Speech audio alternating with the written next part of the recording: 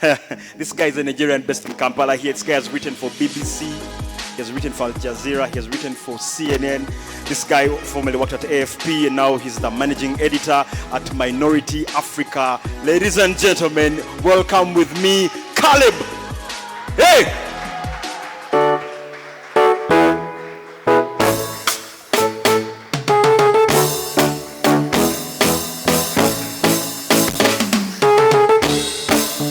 Good to see you, man.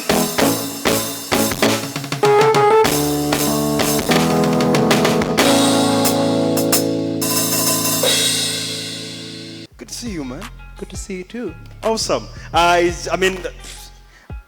to host you. I think we met yesterday. I'm happy to see you again today. Yes. I don't know. I don't really remember the color of your hair yesterday. Do you match with the pants? It depends. Okay. I love your fashion sense. Now, first of all, let's find out Minority Africa. What are you guys passionate about? So Minority Africa is we're a publication that started in 2019, and we're primarily just doing solution storytelling on minorities from across Africa, which is of course data driven, and we employ a lot of multimedia and immersive journalism as well, in a sense. Nice. Yes. And what was the inspiration? I think when I began to write more for international media, I realized how much misrepresentation sometimes, especially in mainstream African media, existed for minorities, and how half the time you had to sort of defend that your story belonged in a place even though you didn't need to. And that sort of made me see that we need to have a space where minority stories can be told, whether it's women's stories, What was your story around how will people love our content? How do people reach out and love what we're doing? I think when we started, I was part of the Media Challenge Fellowship in 2019, and one of the things we kept being told was the need for media innovation, which is sort of where the idea started forming in my head. But also one thing we did a lot of trainings around were also data journalism as well, and so it meant that we had to sort of look where's journalism going, and how can we sort of align with where it's going. So one of the tenets we have at Minority Africa, we have 3 tenets, is data, immersive, and mobile journalism. And we chose these tenets because we realized that this is the future of journalism. Mojo means that storytelling is democratized, and that anyone, anywhere, whether they're in a village, somewhere remote, can pick up their phone and film a story and send it to us, and we can publish that story and share it with the world.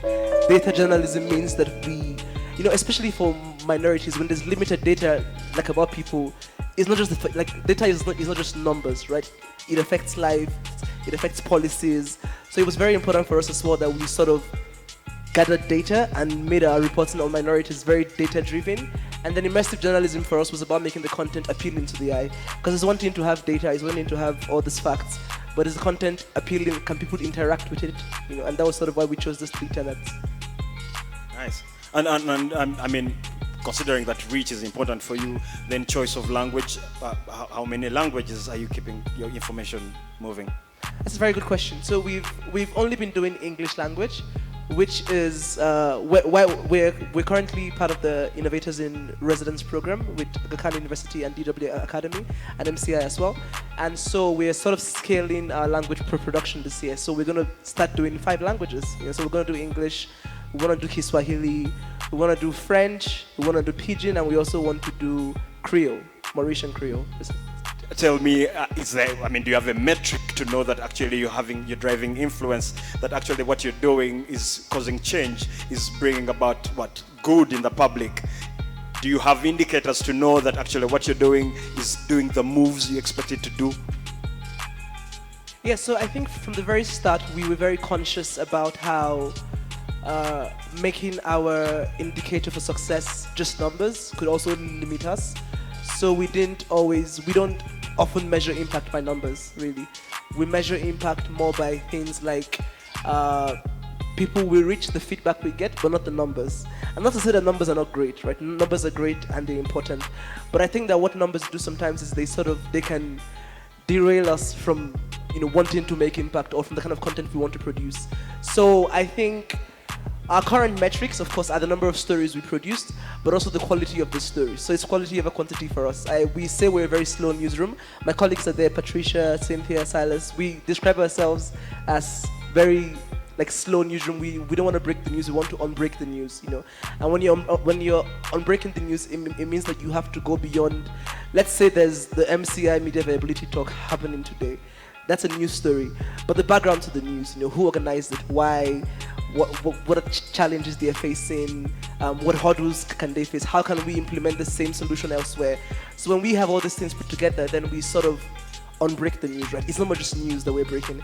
So I think for us, that's something we also do. Quality, how much they will always tell you that I reject everything that I think is not up to the standard that we want it to be, and that's because quality is a very huge metric for us. You know, when we say that the content we're producing can stand on any level or like in any place, that's a metric of success as well, we think.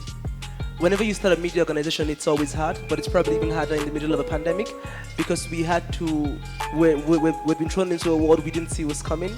We had very limited funding from Solutions Journalism Network, and we had stories we had outlined to do with that particular fund, which we couldn't precisely do because we could not travel to these places, right?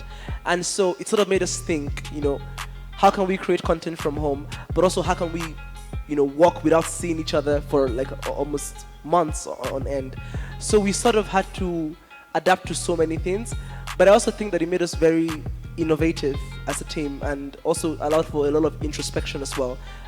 We came up with, we realized what systems and processes didn't work for us. We realized what worked. We realized how we could continue to produce the kind of content we did without having physical touch. So during lockdown, were you fixing your own hair? It was black. It was black. So someone listening to you here, there are a number of people here that are coming from different walks of media innovation and initiatives. They want to know, how do we make money? I think money is a very crucial topic, and it's because people sometimes tend to think that.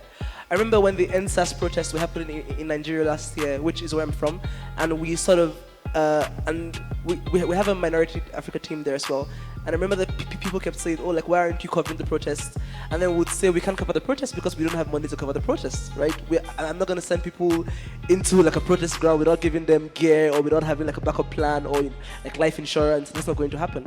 And people sort of think that they think of media as they think of pastors, that the work we do is just selfless and we don't. But like changing your hair to blue, for instance, costs money. It's not free.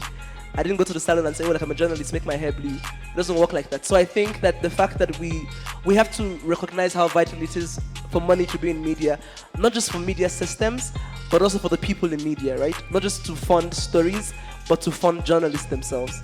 And I would say that when we sort of, it starts with a change in mindset. So if we start to make people see how important it is for media to have money, it means that when we approach investors, they are looking at us less from a point of view of they should be selfless journalists. You know, when someone is asking you to take maybe $250,000 when they can give you $1 million.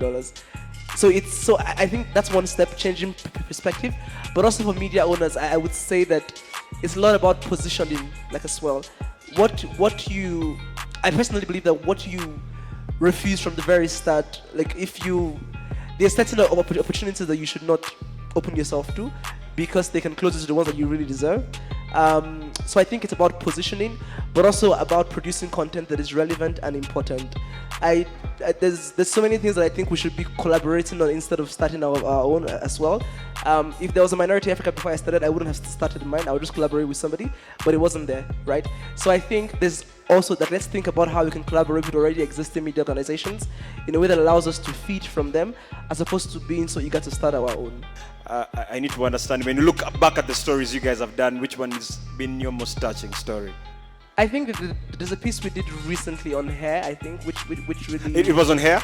Yes, not blue hair. Yeah, okay, fine. Just because from the moment walking in here, I realized how passionate you are. You should take me to your hair guy, but yeah. It wasn't even my story idea, so I'm just an editor, but yes. There's a piece we did recently on hair, which I think the title was we talked about the racist politicization of black hair in African schools, and how like school-going children across Africa have to go to school, like black school-going children have to sort of align with certain standards, whereas white people don't have to do the same things, right? And I think what made it very touching for me was because I realized that this is a whole like generation of people who have been taken through the same cycle, and nothing has changed, and it's still going on even now, right? And seeing many people say, oh, I connect with that story, I feel that, oh, this happens, why does it happen? And seeing people tag the Ministry of Education or tag like headmistresses and headmasters I think that was very, very, very interesting for me. I liked that there was a way in which people could connect to that story. And I think that's the very idea of what we're about, right? We're about connecting people and making people see themselves represented in the stories we tell. All right. Thank you very much, Caleb. It's been awesome hosting you. It's been awesome having conversation with you. Sure. Things media viability, man. Have a nice evening. Thank you very much.